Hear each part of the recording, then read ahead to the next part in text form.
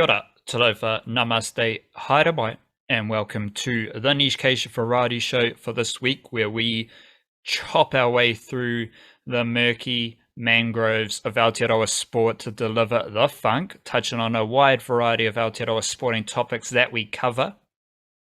Prior to this, we have recorded our weekly cricket podcast. We talked a bit about the Jimmy Neesham contract situation, dabbled on a bit of Blackcaps, and just chatted our way through Aotearoa cricket. So if you are a fan of cricket from the land of Aotearoa, we do an extra podcast every week on our Patreon feed, patreon.com/our niche case. All those links are in the description box for the podcast. But Patreon's just the best way to support us, straight up the guts. If you do appreciate our content, if you do want to support the mahi, Patreon's the best way, and there's extra cricketing podcasts there. If you don't like cricket, it's all good. It's just good vibes flowing, lots of generosity, and lots of fun. So pick it up the Patreon whānau. Make sure you check out the weekly Patreon podcast as well. Every Monday and Friday evening, we also send out our email newsletter dispatch, which includes a bunch of Kiwi sporting notes and nuggets that you're not going to find anywhere else, because I'm learning that a lot of the media don't really like Aotearoa sport wildcard. They'd rather, instead of talking about Lydia Ko, they'd rather talk about some foreign geezer who won a men's tournament, you know?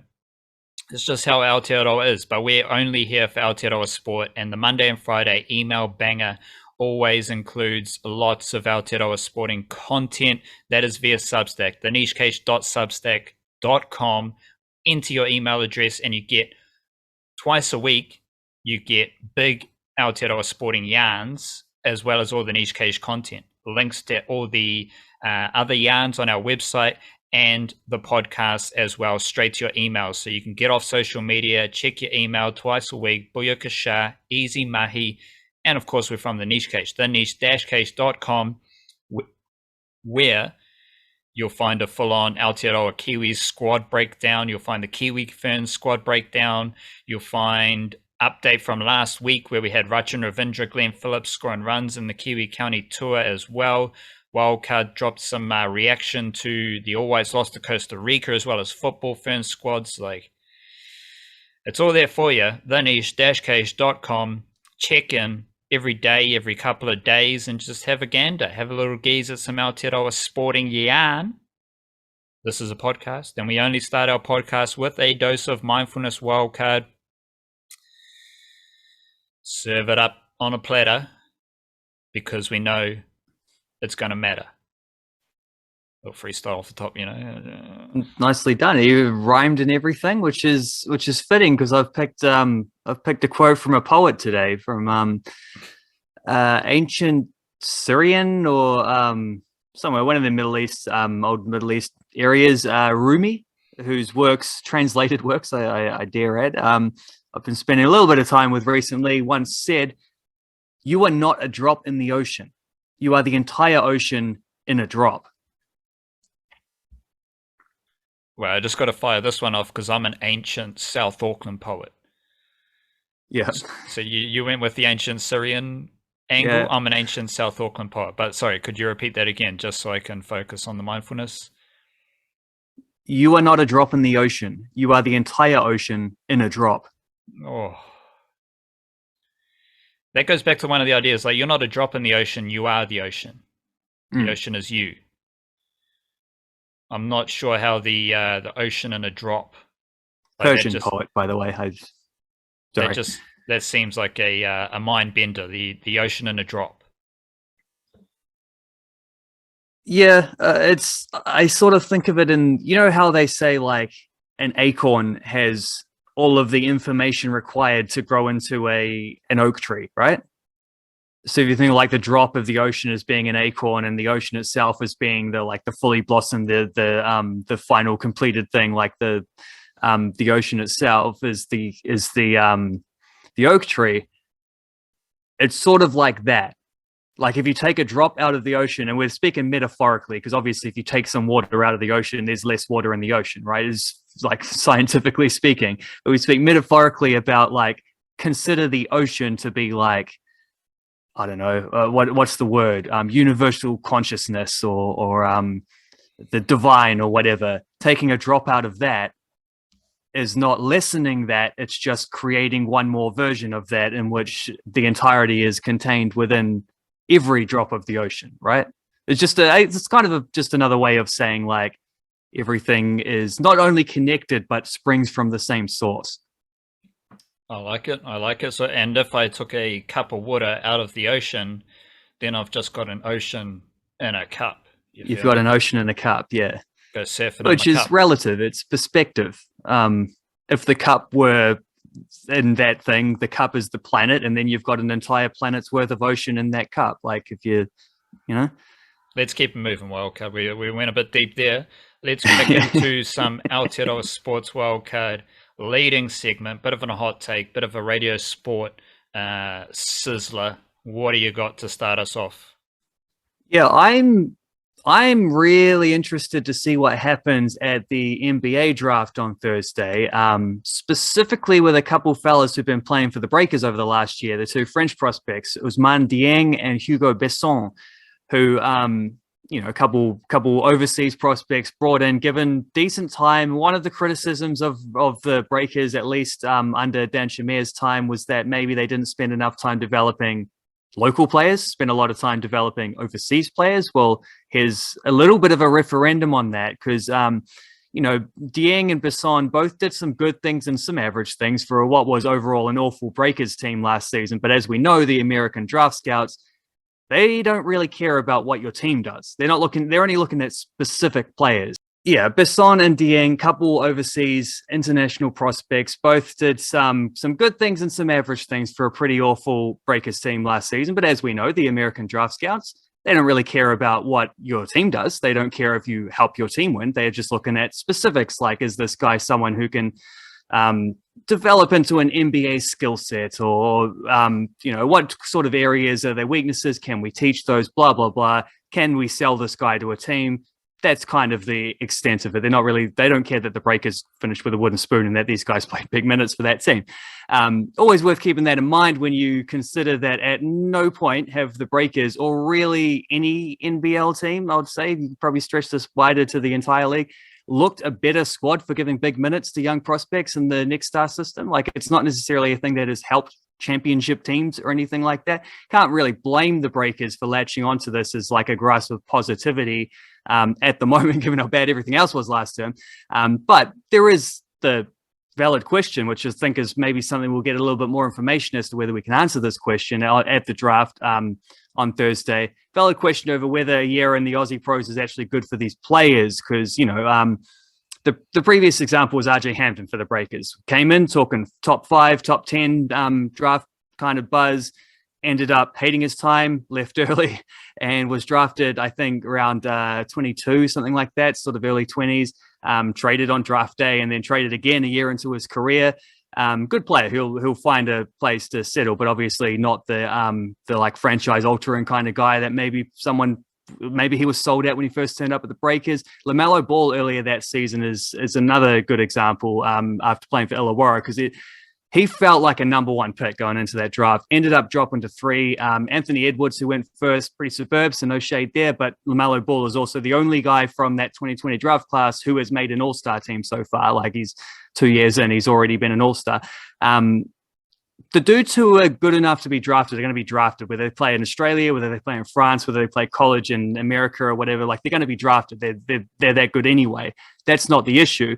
The issue is whether the NBL experiences was like pushing them up the board or dragging them down. And we'll see what happens here. Like, will Dieng crack the lottery? Will Besson sneak up into the late first round? There's also Luke Travers from Perth is another one to keep an eye on. Not a Next Star.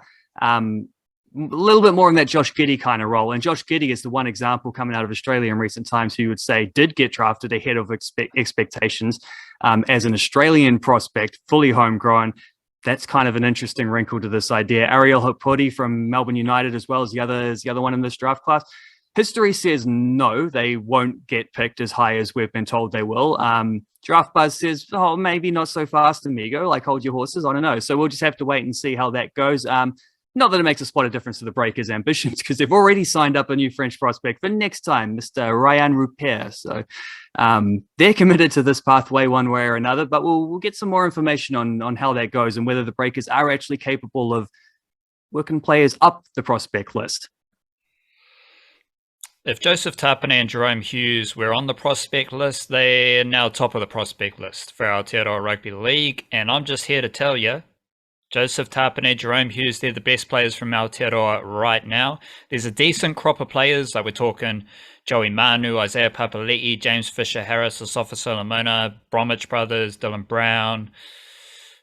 Those type of players who are all there, Brandon Smith's there. They're all in a decent tier. You know, classy NRL players, among the best NRL players. But right now, this season, Joseph Tapine and Jahrome Hughes are the best. They have elevated their game, their mahi, to higher levels this season.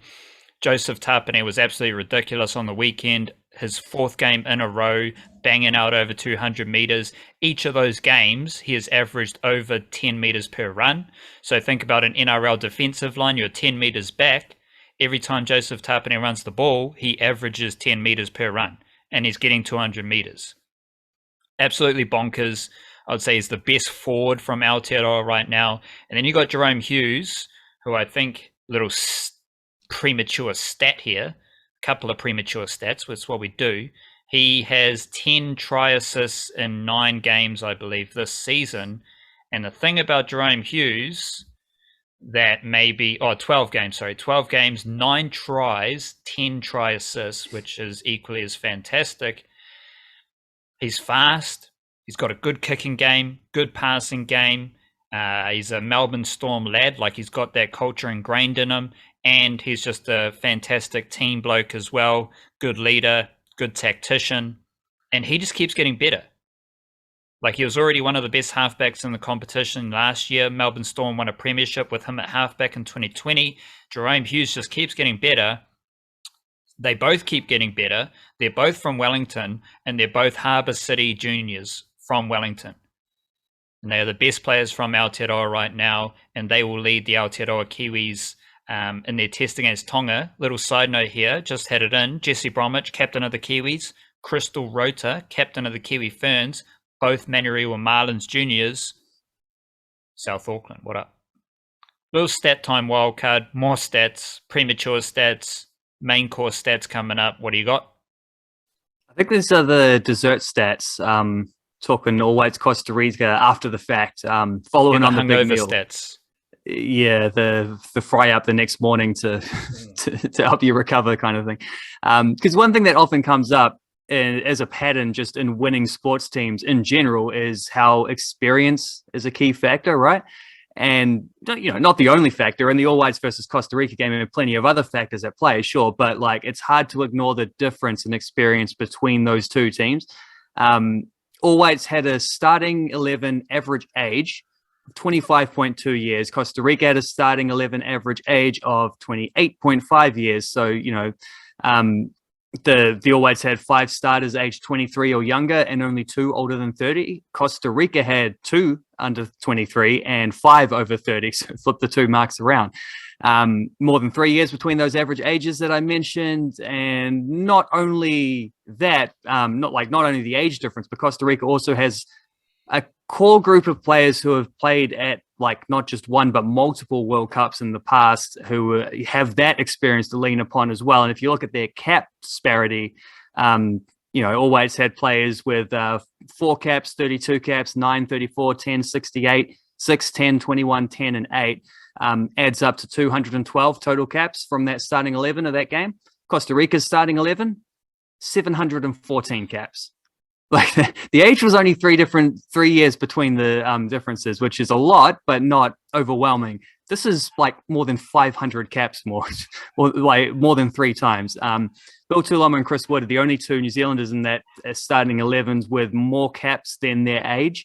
And if you take Chris Wood out of the equation with his 68 caps, then Costa Rica's Celso Borges alone has more caps than the entire rest of that New Zealand 11. So the other 10 guys are all added together less, and that includes Bill Tuiloma, Winston Reid, guys like that.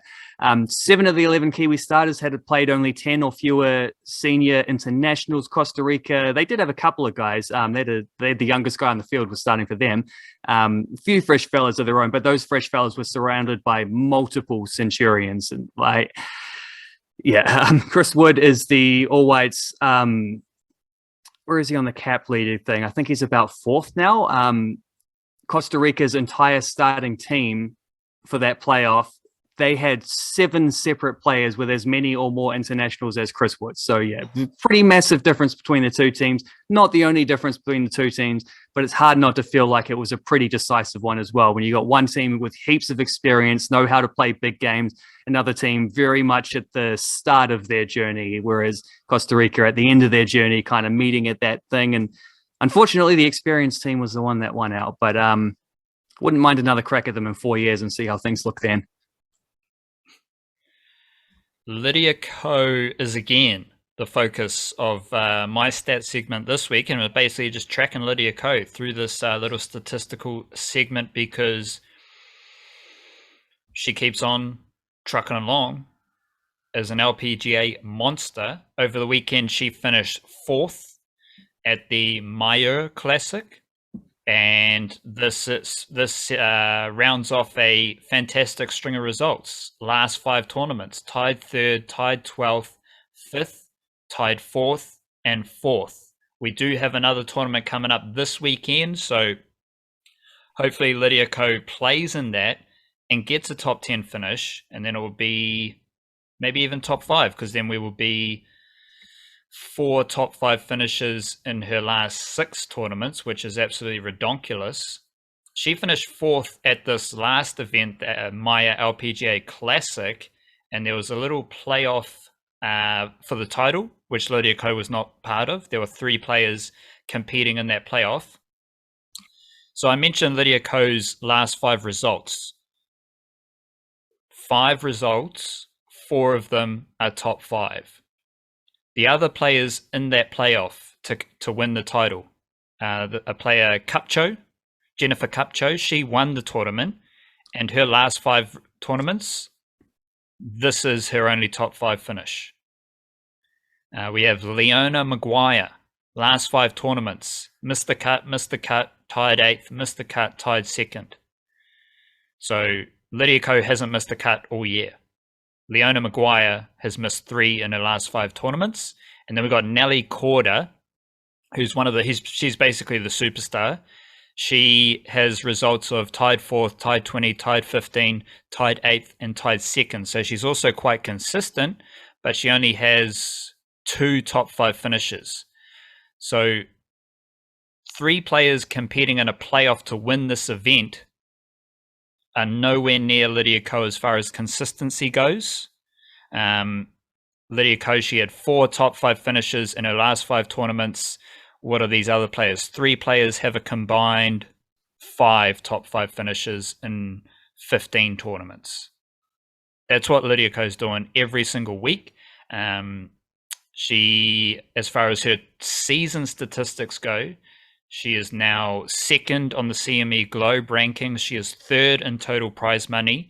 She is still 1st in putting average, 1st in sand saves. She is 3rd in putts per greens in regulation, 4th in total rounds under par, 6th in scoring average, and 5th in total birdies. So I believe Lydia Ko is the best player on the LPGA Tour. She is the most consistent player, aka the best player, and those rankings are all getting down to single digits. She is also 154th for driving accuracy. So she is the 154th best for driving accuracy, but she's 1st in putting, and she's, the best player on the tour. So tells you what's important in golf, apparently, according to these stats. Which is gives hope for all the battlers, because you don't need the best drive to win, right? You can, if you got a good putter, if you got a good in the bunker and all that good shit, you can beat Lydia Ko. All it takes. Maybe. Deep in the Mangroves wildcard. It feels like we've spent the whole podcast deep in the Mangroves. What do you got for us? I swear those Lydia Ko stats get better and better every week as well. Like she keeps popping up, but then the stats keep improving every time as well. This is the opposite of improving that I've got. Yeah, quick note on that. She is 6th in scoring average, and that's the one we'll track over the year to see if that gets better. If she can get that down to 1st or 2nd, then we're just getting into legendary tournament territory. So we'll keep an eye on that scoring average. Sorry, continue. Yeah, legendary territory, which is probably where the Blackcaps were around this time a year ago when they were winning the World Test Championship with a first 11 in that final of Latham, Conway, Williamson, Taylor, Nichols, Watling, CDG, Jamison, Southey, Wagner, Bolt. I mentioned that 11 to point out just how rarely they've been able to pick, basically never since, in the 8 games they've played in their title defense, of which they've won 2, drawn 1, lost 5, the 9th game starting on Thursday night. I mentioned that 11 because to point out that they basically have not been able to pick a first 11 ever since. So the 8 matches that they've played, 5 players have played all 8 of those matches. You got Tom Latham, you got Kyle Jamison, you got Tim Southey, all important parts of that Test Championship thing. You've also got Tom Blundell, who wasn't there. Of course, BJ Walling has retired, so Blundell stepped up there. He's a replacement dude, and Will Young, who's also come in for the retired Ross Taylor, sort of overlapping a little bit there, but and shuffling up the batting order. But Will Young wasn't in that final team as well. So 2 of the guys who played all the games weren't in that final. Henry Nichols has played 7 out of 8, missed the Lord's Test with COVID and also recovering from an injury. Devon Conway and Daryl Mitchell have played 6 out of 8. Conway was in that Test Championship 11, though he's no longer an opener. He's moved down the order slightly. Daryl Mitchell wasn't in that 11, but is, making a good case of it since.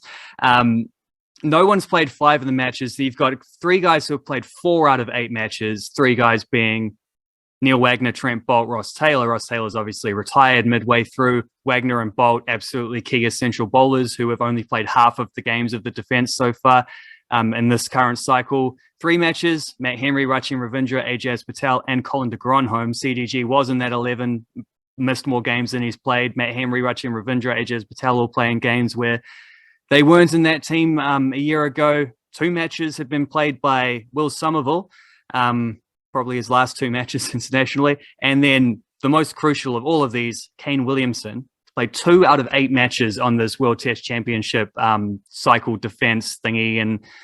And like, can you imagine what the English team would look like if Joe Root had only played 25% of their games over the last year? Like, pretty different. That's what the Blackcaps are dealing with, and then some, because Kane Williamson is also the captain, and Tom Latham plays so much better. His average is so much higher when he's not the captain, and things like that, like just the flow and effect there. And then also there's one match for Michael Bracewell just to chuck in there as well. His Test debut in the most recent one. That's probably goes a long way to explaining why the Blackcaps have suddenly been so much more inconsistent as they try to defend the world, which they will not do at this point. I think we can safely say they're not going to go make the final again. But yeah, when you have to dip that far in and rotate guys, even guys who are playing again, like playing consistently, but in different parts of the batting order or different roles or whatever, Test cricket gets tricky very quickly. The margin for errors are fairly slim, and the Blackcaps are kind of proving that right now. I reckon the Blackcaps should just get Brendan McCullum, coach, fix everything, no worries. Yep. Fresh vibes, funky cricket, change everything. Deep in the my weather would probably be nicer if we had Brendan McCullum as coach too, And I'd probably have more money in my pocket if Brendan McCullum was the Blackcaps coach. I don't know. I just think if the whole world would be better, wouldn't it? He fixes everything. He has done for England. I think he's that kind of character. He might just fix the world. He just tells the world, like, just live aggressively. Play a natural game. We're all going to die anyway, so just play aggressive. Live. Well, that's kind of good advice. Like, just live. That actually is good advice. Yeah.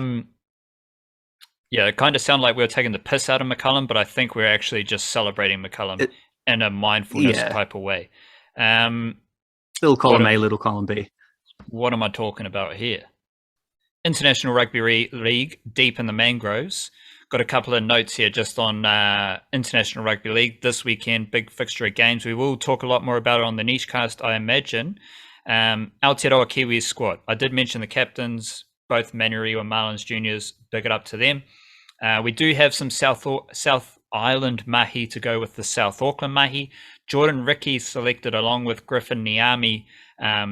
Niami's from Greymouth, Jordan Ricky's from Christchurch. So that kind of, both are young, which tells the story of Aotearoa Rugby League, where you're getting some more young talent out of the South Island, which fully expresses the Aotearoa Kiwi NRL takeover.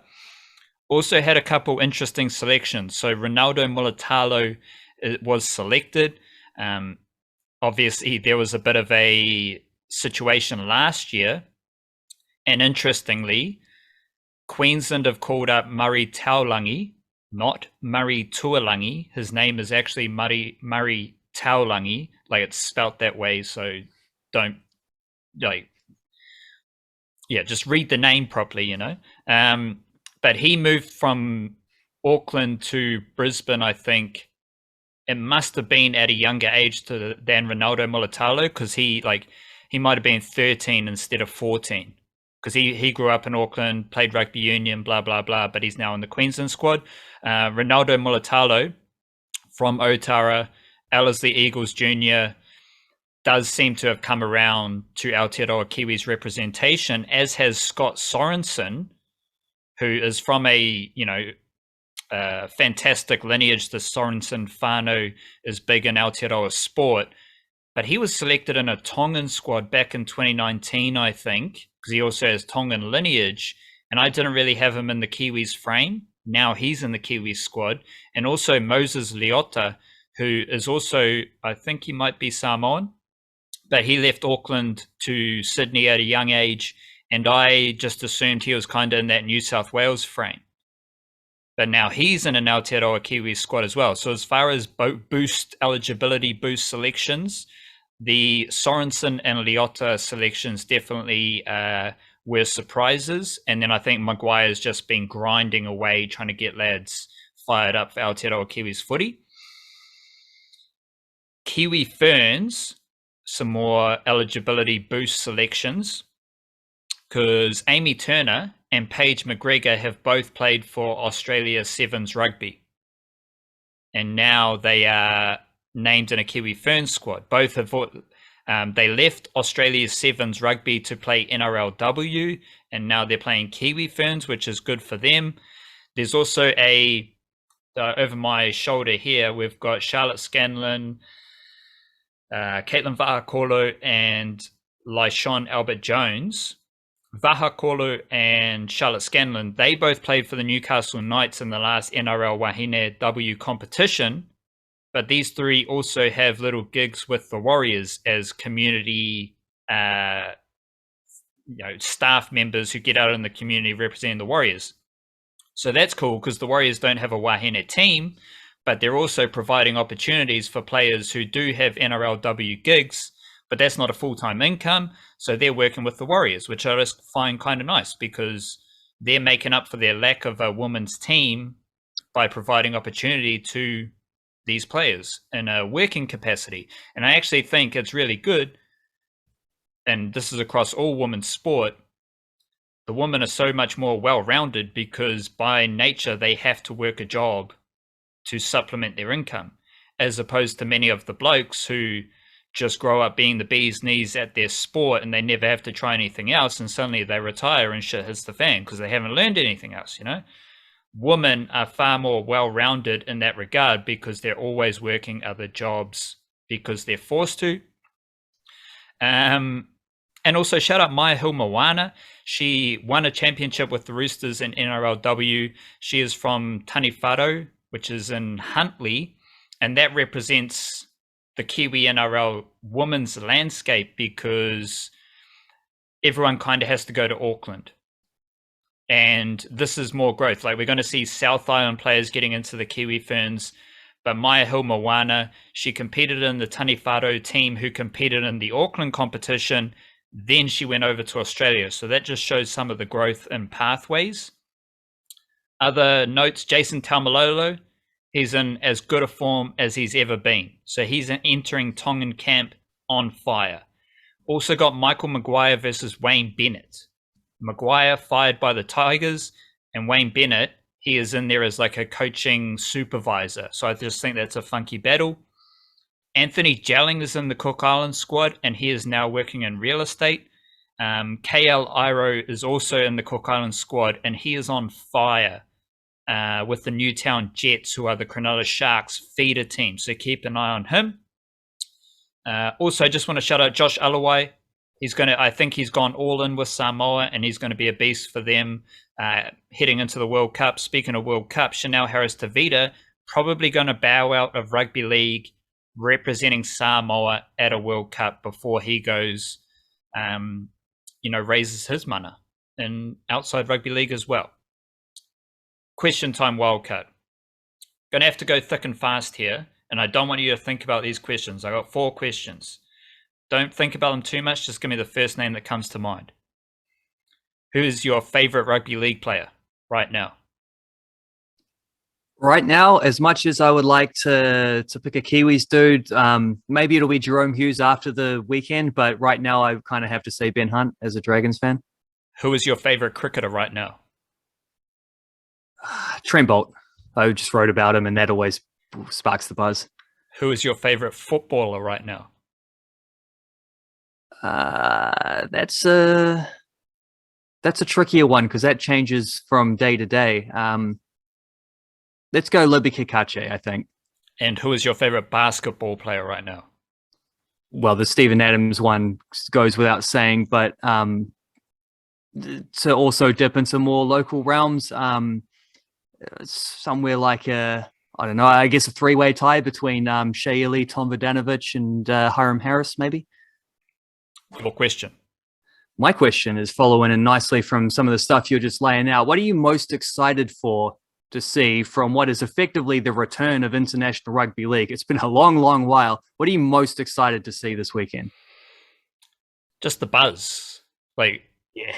The buzz is kind of like just that all these NRL players get to come back to Aotearoa. They get to see what rugby league means to rugby league fans in Aotearoa. They get to connect with the community. The fans get to connect with the players, see them in the flesh. All of that's fun. Just seeing, especially just getting around some of the social media, seeing the players in camp, seeing them, and also seeing them doing what they want to do. The Tongan players want to represent Tonga, and they want to be around their people in a camp representing their nation. Same thing with Aotearoa. All of those players have chosen to represent Aotearoa and to come into Aotearoa Kiwis camp, and all the factors that are part of that, the culture, the mana, the environment. And I just like seeing people happy and seeing some buzz around rugby league as well. Obviously, just representing Aotearoa to the fullest. And also that goes for all the Polynesian Pacific Island nations as well, because a lot of those players start with the club down the road in Aotearoa. So it's kind of just a big celebration for everything about rugby league in Aotearoa, because there's clubs in Auckland who are going to be celebrating players in the Tongan team and the Samoan team, let alone the players representing Aotearoa as well. So it's just a good vibe, buzz, hype, celebration, and a long time coming, It has been, because the Kiwis last played, from memory, roughly around the same month as the All Whites last played before the pandemic, right? We're talking sort of November 2019, I think. And the All Whites have come and done it was a very condensed World Cup cycle, and maybe not if they had things up to their own, they would have played a lot more games. They would have played some home games. They would have played more competitive friendlies. But effectively, they squeezed the whole World Cup qualifying cycle into that time since we've last seen the Kiwis. So that's a nice one to get back up and running, I guess, after so long. And all that rugby league hasn't been visible. So what's the most visible thing is the Warriors. So people think that the state of Aotearoa Rugby League is represented by the Warriors, but it's not. And now people get to see that, and they get to feel what that's like. as opposed to me just saying it and no one can actually connect to it, no one can feel it, no one can see it. Musical Jam Wildcard, I just want to big up a new track in an upcoming album from the Beths, Silence is Golden. They got a new album coming out, Expert in a Dying Field, which isn't out till September, but this Beth song did like make me feel like it sounds like some good old early 2000 Aotearoa rock and roll, like a bit of LMNOP. Yeah. You know, it doesn't sound like Big Runga, but it's the same thing. Band, like Tadpole, was that a band? That feels like a band. Yeah, there was a band called Tadpole, wasn't there? Yeah, just some of that good old music, and it sounds like it's quality music, but it also captures that sound that we kind of grew up with here in Aotearoa, which is good. And there's also Logic's dropped a new album, Vinyl Days, which isn't the most fantastic musical project, but it's a light listen and it's very hip hoppy, very boom bappy, very old school hip hop. So it's just good to have on in the background, nod your head along, and feel a bit of the beat in your veins. What do you got? Yeah, I also love that Beth's track. That one sounded great, and I'm looking forward to that new album. And I've loved their first couple albums as well. I put them a step or two above LMNOP, but I do think you're dead right in pointing out the lineage there. I think that's certainly, there was a scene back in the day, and now sort of 15, 20 years later, there is a resurgence of some like similar kind of, sort of punkish, popish kind of sound with the guitars, lots of energy, just fun tunes. The Beths do that outstandingly well. And that album will be a cracker, no doubt. Just a couple days after that single came out with an album announcement, there was also a new single, and the second single, but it came with the album announcement as well, from Marlon Williams. So another of like Aotearoa's highest performing creative minds out there, with the great tune called Thinking of Nina, which I listened to and was like, yeah, that's all right. It's a little bit of like a got a little bit of like an 80s synthy thing going on, which is kind of coming back in vogue as well, talking about old scenes that have been revived. Maybe he'll be on the next season of Stranger Things or whatever, I don't know. But I heard it and was like, that's a cool song, but it's a little bit short and disposable. And then it just like got stuck in my head, and it's been there ever since. So it's like one of those ones that gets better and better the more you listen to it. And so and it's quite different to the sound of his first tune, My Boy, as well, which was a little bit more like acoustic and strummy and stuff. So really funky to see like what he does with that album, where you've got these two songs that are quite different, and like how do you tie these together? And I would trust no one more than Marlon Williams to be able to do that. So that's cool. Also a couple albums out by Barty Strange and Perfume Genius, both like adored both of their previous albums. So haven't listened to the new ones yet outside of the singles, but no doubt they will also be excellent. And that's my tunes for the week. Big up Aotearoa sport, Aotearoa music as well, like the Beths and Marlon Williams. I'll chuck the what have I been harping on about, the Tikahu tracks. Let's say if you chuck up the Beths, Marlon Williams, and some of those Tikahu Thea tracks as just a representation of Aotearoa music right now, 21st of June, approaching Matariki week. We are in the Matariki shadow. That's just Aotearoa right there. That's Aotearoa sport. That's the niche case. That's the variety show. Big it up to yourself. Love yourself. Raise your mana. Kia kaha. Stay beautiful. Cha-cha.